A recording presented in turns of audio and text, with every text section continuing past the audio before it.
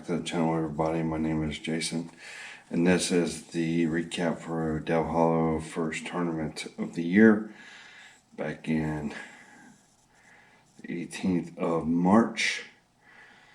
Not a whole lot to talk about as my boater was scoping, and I pretty much was just back there praying that I can try to catch something.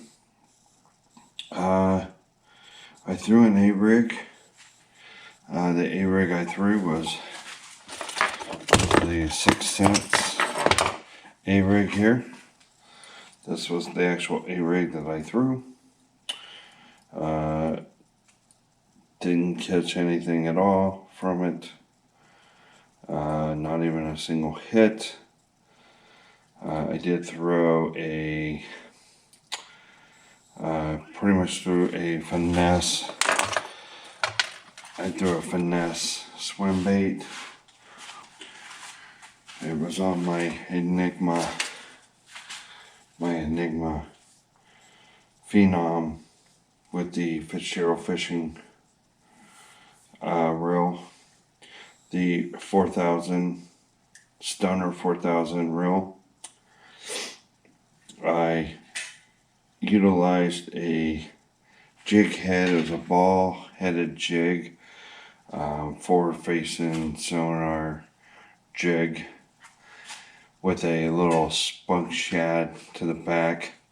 I borrowed one from my boater. I used that for a little while. Basically all I was doing was dropping straight down, and from that point I would just hope that I would catch something, because I wasn't sure how that was all going to work out. But so I did that for a while. We did try some other spots, a couple spots to try to keep them honest. I threw an A-rig. I threw a spinner bait that I no longer have. It's somewhere in this mess that I have here in my garage, but not a whole lot of excitement on the recap. And this is the 10-pound test P-line. I have, that's my leader line, and I have 15 to 20 pound, depending on the reel, because I have different ones, is a yellow indicator line from P-line. It's the P-line from them. So anyway, it's the P-line from, it's the braided P-line. And that's pretty much all that I pretty much threw. I did try this thing. It's called a hover rig. I did try this a little bit, and basically this is a juggle minnow from 6 cents, and I have just a 1/0 hook with a no weight in the center, as you can tell right there. And it's not much, right?